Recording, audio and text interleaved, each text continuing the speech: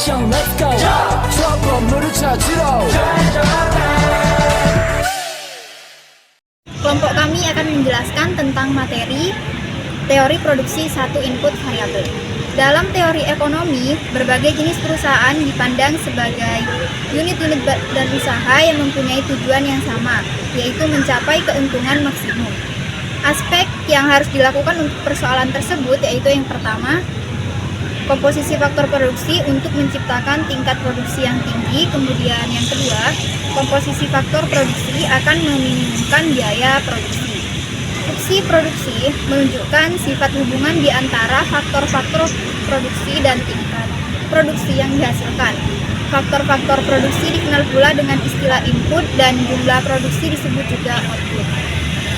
Fungsi produksi dinyatakan dalam bentuk rumus Q sama dengan F, K, L, R, dan T, di mana K adalah jumlah modal, L adalah jumlah tenaga kerja, R adalah kekayaan alam, dan T adalah tingkat teknologi yang digunakan, sedangkan Q adalah jumlah produksi yang dihasilkan. Faktor produksi. Faktor produksi dibagi menjadi dua, yaitu faktor produksi tetap dan juga faktor produksi variabel. Yang pertama, faktor produksi tetap. Faktor produksi yang jumlah penggunaannya tidak tergantung pada jumlah produk. Ada atau tidaknya kegiatan produksi, faktor produksi tersebut harus ada. Misalnya mesin yang digunakan. Yang kedua yaitu faktor produksi variabel adalah faktor produksi yang jumlah penggunaannya tergantung pada jumlah produksi. Makin besar tingkat produksi, maka makin banyak faktor produksi variabel yang digunakan. Misalnya bahan baku dan pekerjaannya. Periode waktu. Periode waktu dibagi menjadi dua, yaitu periode waktu jangka pendek dan periode waktu jangka panjang. Periode waktu jangka pendek, di mana periode produksi perusahaan tidak mampu dengan secara melakukan penyelesaian jumlah penggunaan salah satu atas beberapa faktor produksi.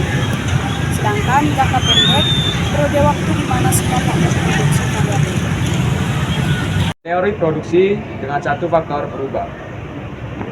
Teori produksi yang sederhana menggambarkan tentang hubungan di antara tingkat produksi suatu barang dengan jumlah tenaga kerja yang digunakan untuk menghasilkan berbagai tingkat produksi barang tersebut. Lalu dalam analisis tersebut, dimisalkan bahwa faktor-faktor produksi lainnya adalah tetap jumlahnya, yaitu modal dan tanah. Jumlahnya dianggap tidak mengalami perubahan, dan juga teknologi termasuk dianggap tidak mengalami perubahan. Dan satu-satunya faktor produksi yang dapat diubah-ubahnya adalah tenaga kerja. Dalam teori produksi ada beberapa konsep yang perlu diketahui, yaitu yang pertama, total product, jumlah produk yang dihasilkan dengan menggunakan input, misal tenaga kerja. Kemudian yang kedua, produk rata-rata, produksi yang dihasilkan oleh satu orang tenaga kerja atau input variabel, yaitu AP sama dengan TP per L.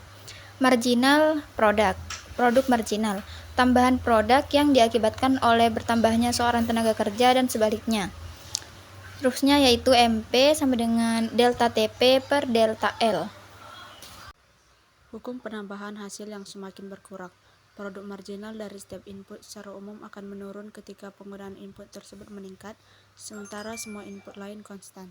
Terjadi pada saat penggunaan L sebesar 3 dan nilai MP sama dengan 14, sampai dengan L sebesar 7 dan nilai MP sama dengan 0. Dari tabel tersebut di atas dapat dijelaskan bahwa kurva produksi dapat diinformasikan sejauh mana tingkat efisiensi pengangguran input untuk berbagai variasi perbandingan tenaga kerja atau kapital ke dalam 3 tahapan. Tahap 1 menunjukkan tenaga kerja yang masih sedikit. Apabila ditambah, akan meningkatkan total produksi, produksi rata-rata, dan produksi marginal. Tahap kedua, produksi total terus meningkat sampai produksi optimum, sedang produksi rata-rata menurun dan produksi marginal menurun sampai titik nol. Tahap 3, penambahan tenaga kerja menurunkan total produksi dan produksi rata-rata, sedangkan produksi marginal negatif.